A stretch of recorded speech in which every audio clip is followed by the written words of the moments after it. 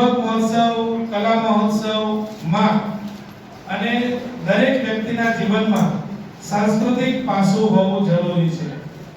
એ ગમે ત્યારે ફ્રી પડે ત્યારે ગાતો હોય, ભલે એને ગાતા ન આવડતું હોય તો એ ગાવાની પ્રેક્ટિસ કરીને પોતાના મનને હળવું બનાવતો હોય અને એવું હળવું બનાવીને એ પોતાના મનને પ્રફુલ્લિત બનાવી દે છે, ગમગીનીમાંથી બહાર આવી જતો હોય છે. તો એવી રીતે અહીંયા મારો આજનો ટોપિક છે દુહા, છંદ અને ચોપાઈ. આ દુહા, છંદ અને ચોપાઈમાં દુહા કેવી રીતે ગાવા, છંદ કેવી રીતે ઓળખવા અને ચોપાઈ કેવી રીતે ગાવી એની વાત આજે હું તમને સમજાવીશ.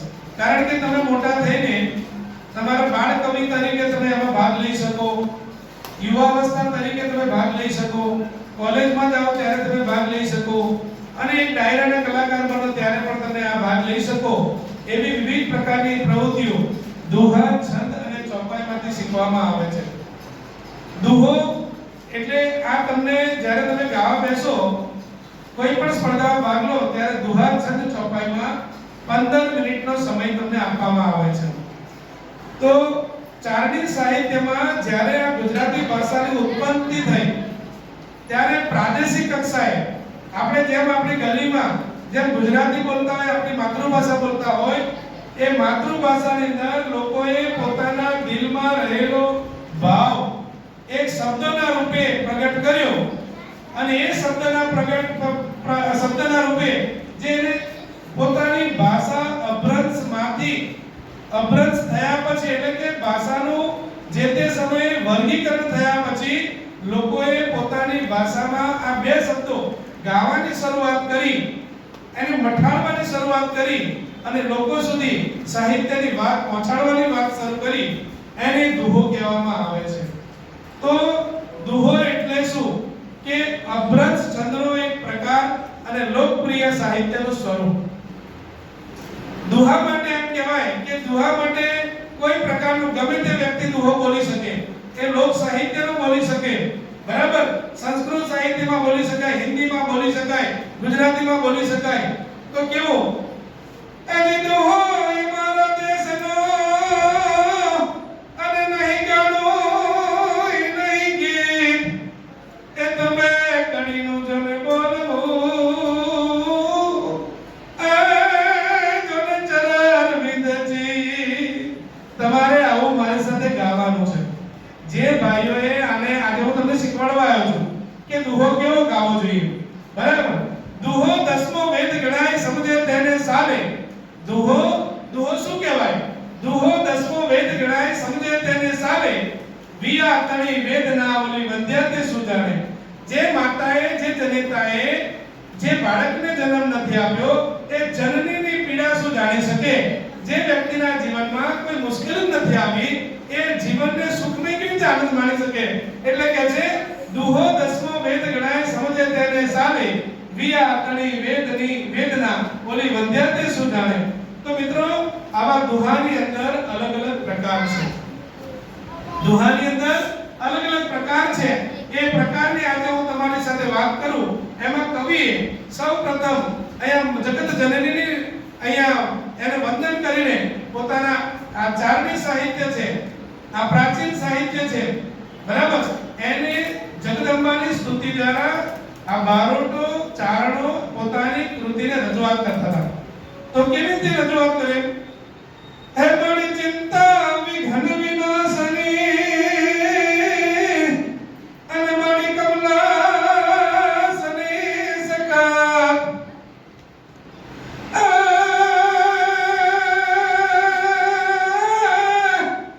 મડી વિશ્રાંતિ જોને અંસવાય ને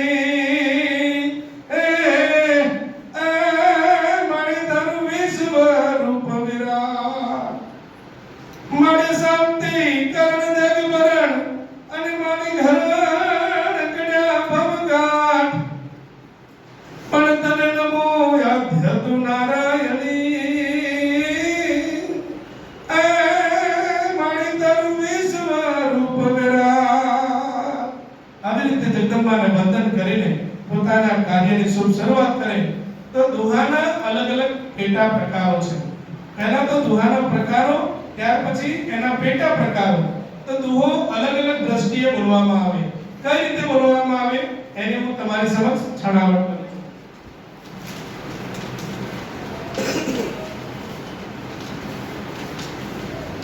દુહાને 6 પ્રકાર છે. તો કયો દુહો કહેવાય તમારા જીવનમાં જરૂરી છે મિત્રો? તો કે પૈણા દુહા, સોરઠા દુહા, તુવેરી કે તુમેટીના દુહા, ડોડિયા દુહા, લોકિયા દુહા, છકડિયા દુહા. અને આ બધામાં પાછા લોકિયા પ્રકારના પેટા પ્રકારો છે. દુમેડિયા દુહા, આમ દુમેડિયા, ગોફણિયા, રાફડિયા, હડુલિયા અને પરજના દુહા. મિત્રો આમાં સૌથી પહેલા હું સોરઠા દુહાની વાત કરીશ કે દુહો અલગ અલગ પ્રકારના નામ છે અને કઈ રીતે વર્ણવાય સાહિત્યમાં. તો સોરઠા દુહાનું વર્ણન આપણે આવી રીતે કરી શકીએ. આ નાના ભૂલકાઓને તમને સમજાવો બેટા.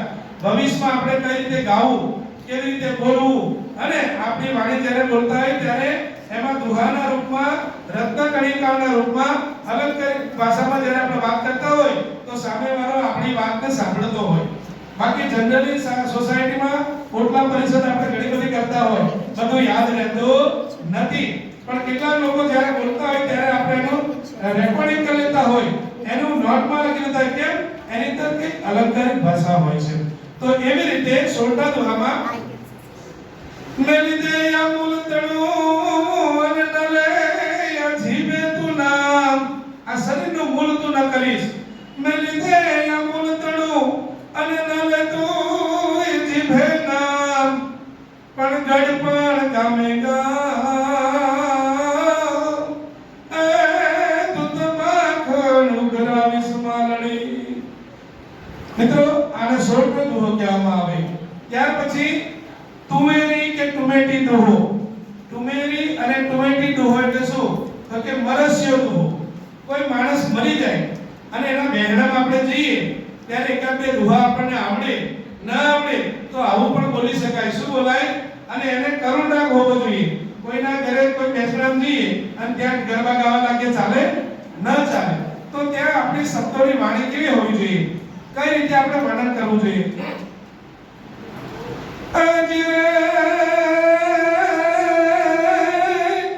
એ ભાઈ મરે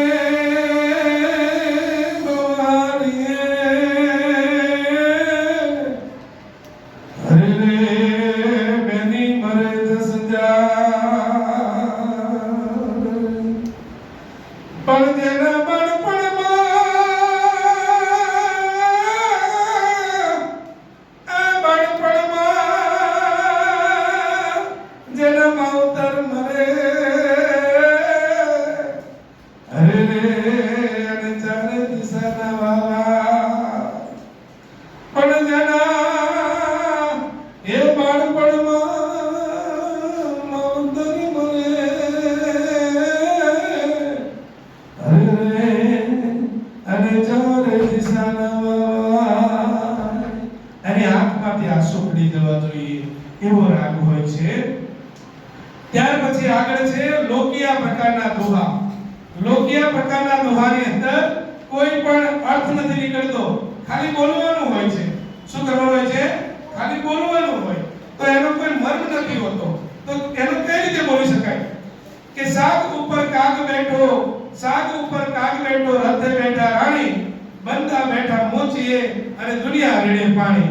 આનો કોઈ અર્થ નથી રહેતો, છતાં પણ આપણે બોલીએ છીએ. દિને ડાયો કાગડો ને રાતે ડાયો ગુડ, દિને ડાયો કાગડો ને રાતે ડાયો ગુડ, કલો કાલી ખાડાવડો કહો ભગવાન થી ડાયો બુક. આનો કોઈ મર્મ નથી હોતો, પણ આના અલગ અલગ પ્રકાર હોય છે. અને એટલે જ અહીંયાથી હું તમારી સમક્ષ એને વર્ણન કરી રહ્યો છું. કારણ કે છંદ કેવો હોય, છંદ કેવો હોય, દુહો કેવો હોય અને ચોપાઈ કેવી હોય એનું વર્ણન આપણે કરવાનું હોય ત્યારે કેટલાક કવિઓને એની પંક્તિ દ્વારા રજૂ કરી કે ચંદ ચંદ છંદ પદ સુર કે કવિત કેશવદાસ. કવિ કેશવદાસે ચંદ છંદ અને પદોની રચના કરી. તમે જેમ મોટા થશો તેમ કવિતાઓના પ્રકારો જાણતા જશો. તો ત્યારે તમને ખબર પડે કે પદ કોને કહેવાય, ગરવી કોને કહેવાય, સોનેટ કોને કહેવાય, લોકગીત કોને કહેવાય. આ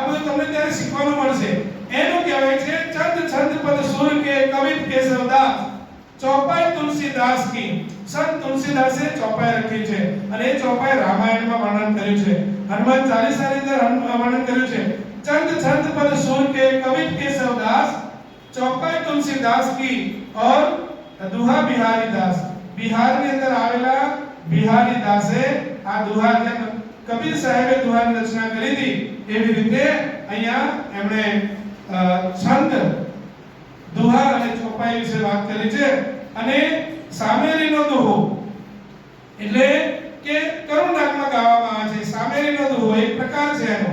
કેવી રીતે ગાવામાં આવે છે કે જ્યારે વ્યક્તિના ભાગ્યમાં ઘણા લોકો તમે જો કોઈ પ્રયત્ન નથી કરતા છતાં પણ ઘરમાં સુખ સાહેબી હોય છે અને ઘણા લોકો રાત દિવસ પ્રયત્ન કરે છતાં પણ હાથમાં નથી આવતું, કેમ?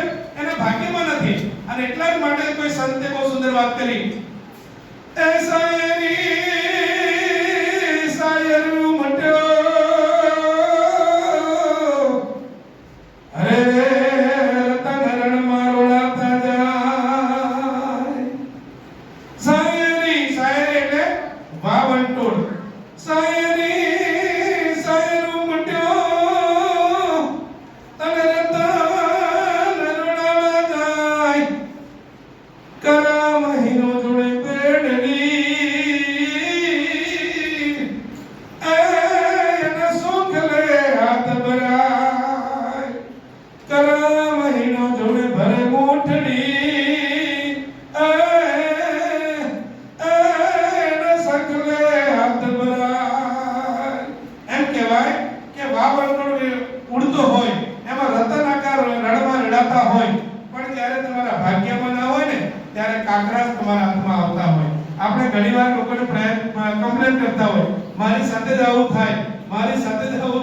મિત્રો આપણા ભાગ્યમાં લખ્યું હોય એવું થાય છે। તો આ મેં તમને દુહાની વાત કરી અને એની સાથે સાથે કવિ કાગબાપુ કહે છે કે કવિ કાગબાપુએ શું વાત કરી તમને ખ્યાલ હોય તો કે કવિ કાગબાપુએ સાહિત્યની અંદર સૌથી મોટું જેને વિદ્વાન માણસ કહેવાય, ગામડાની અભણ વસ્તીમાંથી આવતા ઓછું ભણેલા અને એ એમની કલમ લખે ત્યારે સાહિત્ય ગુજરાતી સાહિત્યમાં સૌથી મોટું સાહિત્યનું યોગદાન કવિ કાગબાપુએ આપ્યું છે। એમણે પણ કહ્યું છે કે એ મારી મોઢે બોલું માં અને મને સાચે નાનપણ સાંભળે પણ હવે મોઢપણી એ મજા એ મને કડવી લાગે કાગડા। નાના હોય ને ત્યારે માના ખોળા બેસતા હોય, માં કરતા હોય ત્યારે આપણને બહુ સારું લાગતું હોય, પણ મોટા થઈ ગયા પછી માં કહેતા શરમ લાગે। શું થાય? એટલે કવિ કહે છે એ મોઢપણી મોઢે બોલું માં અને હવે સાચે નાનપણ સાંભળે હવે મોઢપણી એ મજા એ હવે કડવી લાગે કાગડા। મોટા થયા પછી ઘણી બધી બાબતોને આપણે નાનપણના જે કામો કરીએ છીએ એ ભૂલી જવા પડે। આ મેં તમને દુહાની વાત કરી કે દુહો આપણે કેવો ગાઈ શકીએ, દુહાનું વર્ણન કેવી રીતે કરી શકીએ અને એવી રીતે કેટલાક પછી હું તમને પૂછીશ કે તમારે દુહા ગાવાના છે। જે કોઈ ભાઈ બહેનને જે કોઈ વિદ્યાર્થીને દુહા ગાતા આવડતું હોય એ મારી પાસે આવે અને તમારે રજૂઆત કરે, હું તમને એને રાગ શીખવાડીશ, બરાબર છે? પછી છંદની વાત કરીએ। છંદ કોને કહેવાય? તો કે કવિએ પોતાના હૃદયમાં ઉમળતો ભાવ એ કાવ્યને સુમધુરતાપૂર્ણ બનાવવા માટે કવિ એ છંદોમય જે કાવ્ય જે પોએમ છે એ છંદોમય રીતે જ્યારે બંધારણ કરવામાં આવ્યું હોય તો એને સુંદર રીતે ગાઈ શકાય છે, એનું વર્ણન કરી શકાય છે, સામેવાળો વ્યક્તિને સમજી શકે છે। એવા વિવિધ પ્રકારના છંદોની રચના આ કવિએ કરી છે। એટલે એક કવિ જે છે એ કવિ જ્યારે પોતાના માતા પાસે એટલે કે દેવી પાસે પોતાના દિલની માંગણી કરે છે ત્યારે માં એને કહે છે કે માગ માગ, જગદંબા એને કહે છે માગ માગ બેટા, જે માગે તે હું તને આપું, તારે જે ઈચ્છા હોય તે માંગી લે। ત્યારે કવિ છે ને, કવિ જ્યાં ન પહોંચે રવિ ત્યાં પહોંચે કવિ અને જ્યાં ન પહોંચે કવિ ત્યાં પહોંચે અનુભવી, આવી એક ઉક્તિ છે અને એ ઉક્તિને સાર્થક કરવા માટે આ કવિએ શું માંગ્યું ખબર? છંદની વાત કરું। છંદ કેવી રીતે રજૂઆત થાય? આપણે અત્યાર સુધી દુહાની વાત કરી અને દુહાની સાથે સાથે હવે છંદની વાત કરું.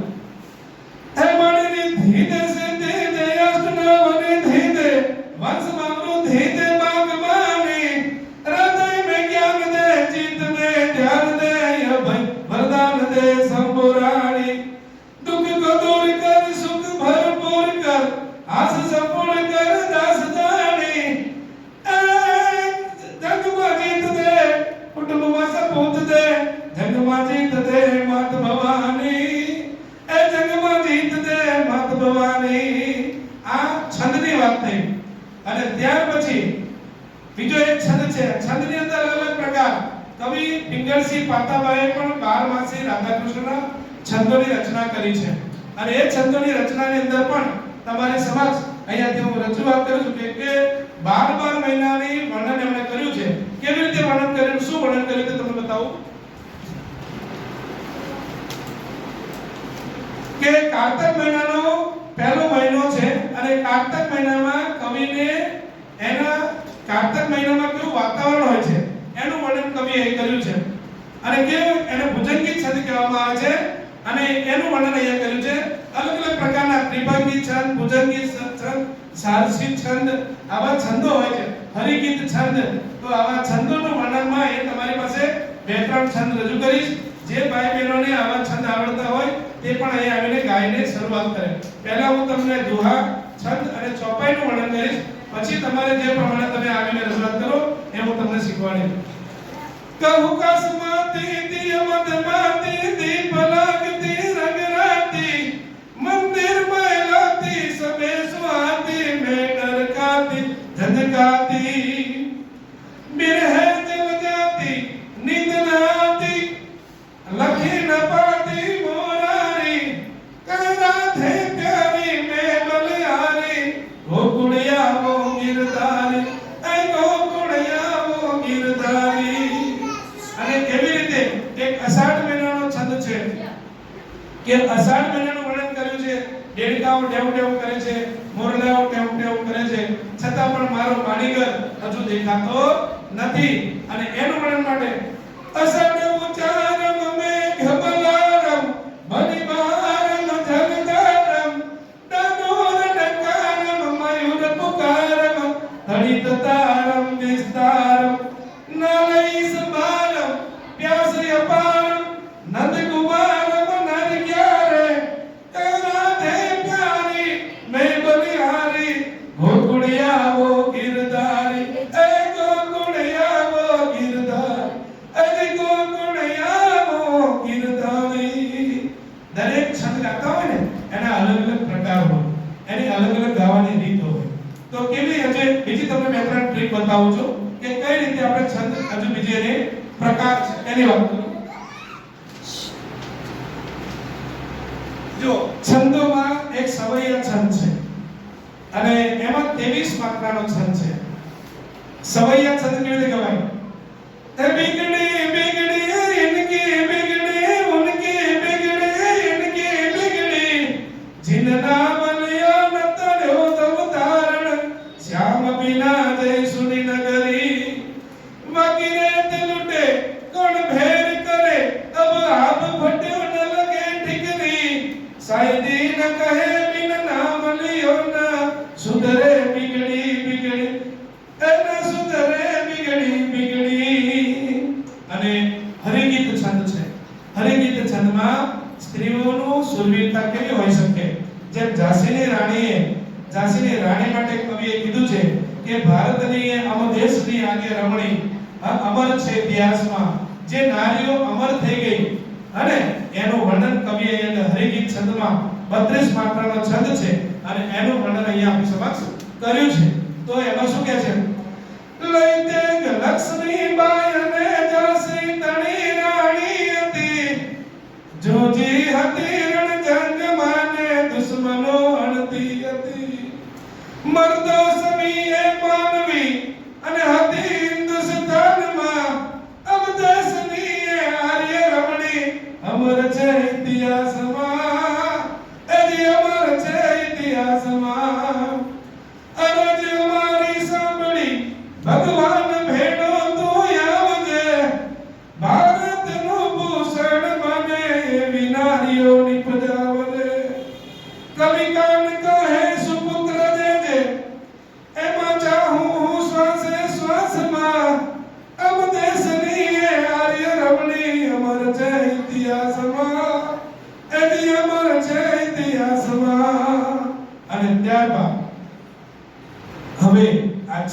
જે આપણે અહીંયા રજૂઆત કર્યા, કઈ રીતે ગાવા, કઈ રીતે એને રજૂઆત કરવી એ આપણે જાણ્યા.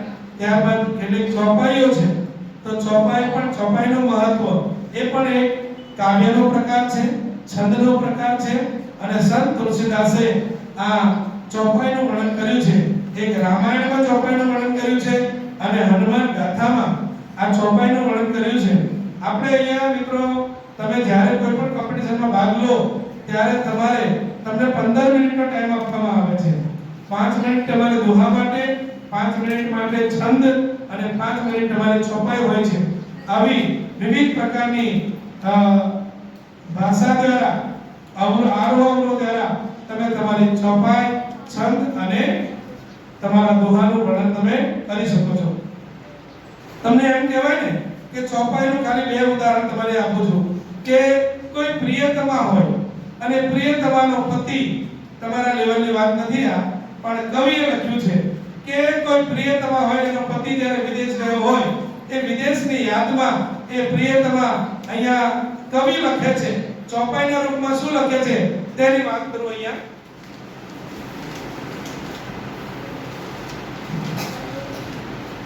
કેવો રાગ છે તે શીખવાનું છે આપણે, બરાબર?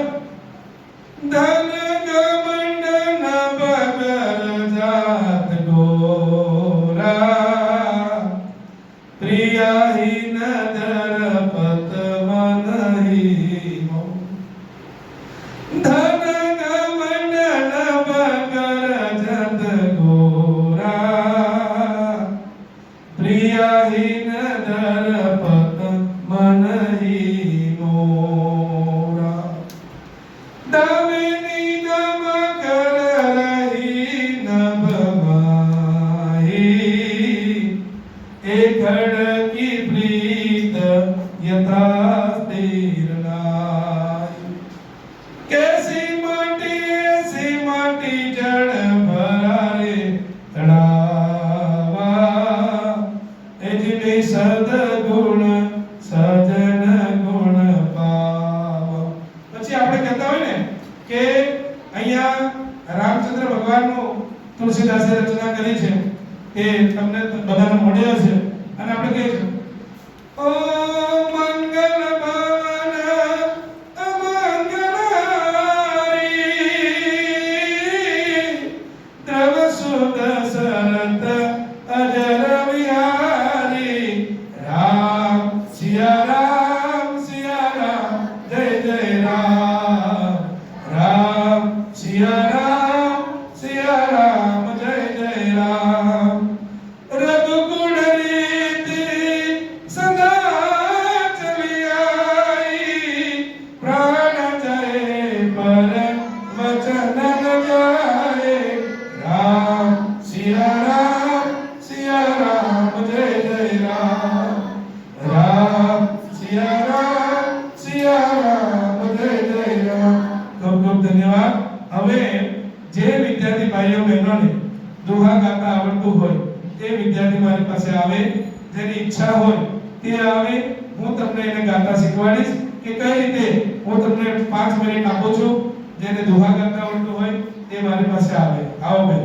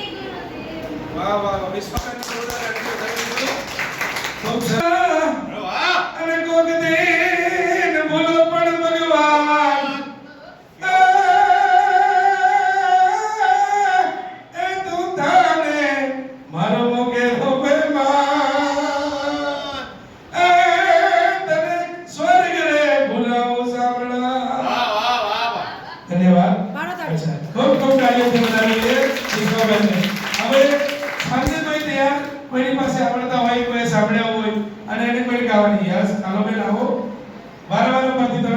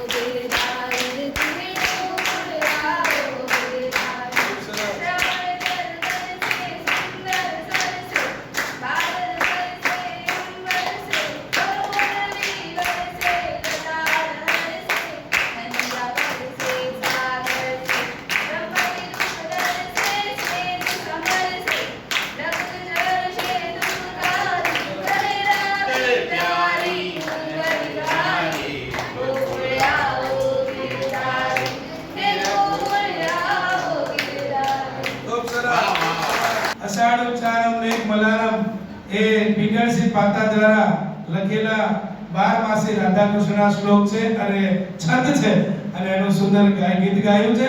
આ બાળકોને જોરદાર તાળીથી વધાવી લઈએ, કારણ કે આ જે અત્યારથી જો પ્રેક્ટિસ કરતા હોય.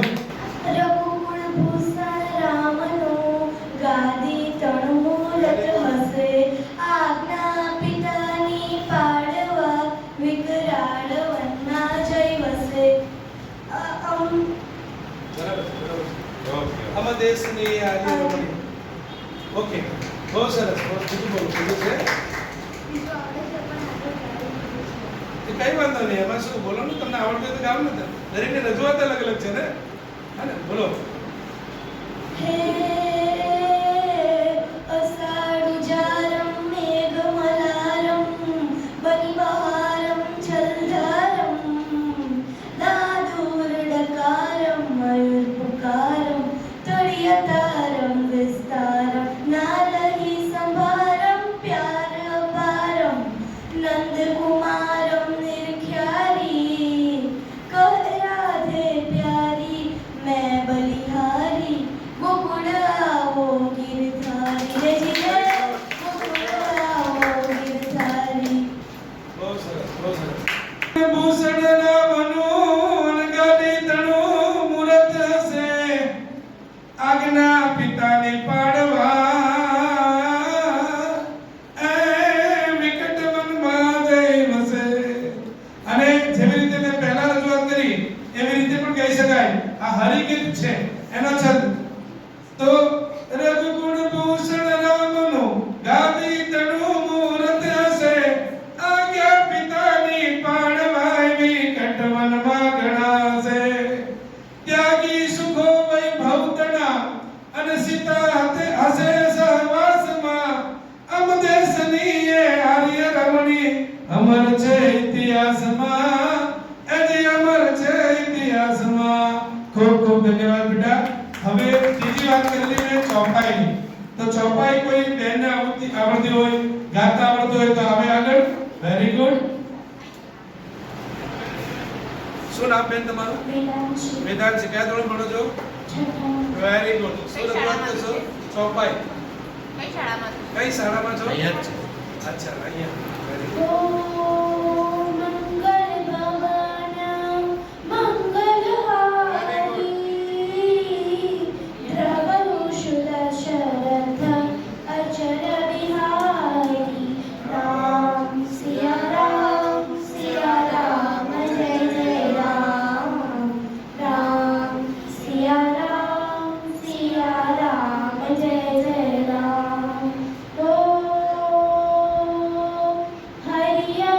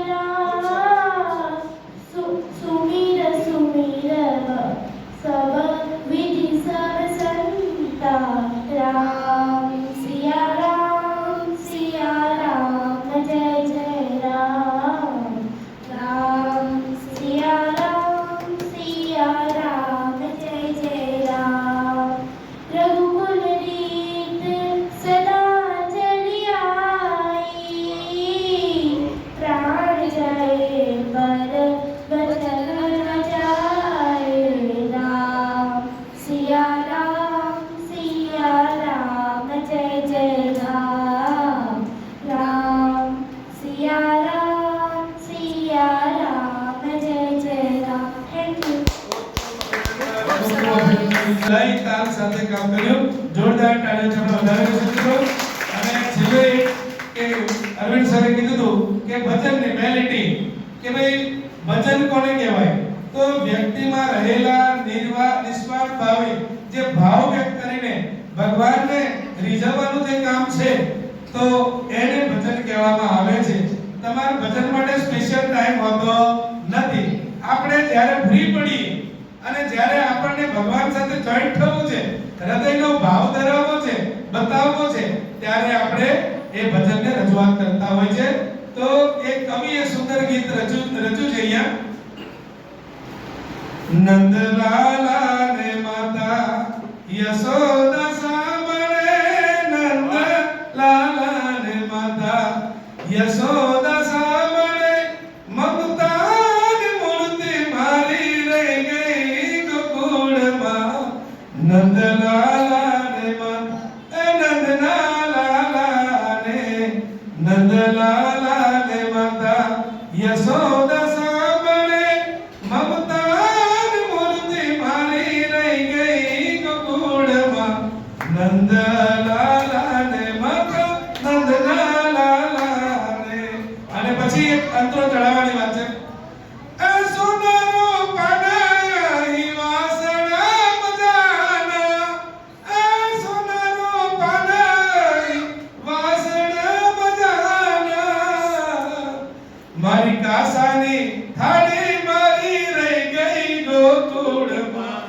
કાસાની થાળી મારી રહી ગઈ ગોકુળમાં. નંદલાલા ને માતા યશોદા રે સાંભળે, મમતાની મૂર્તિ મારી રહી ગઈ ગોકુળમાં. નંદલાલા ને માતા નંદલાલા ને.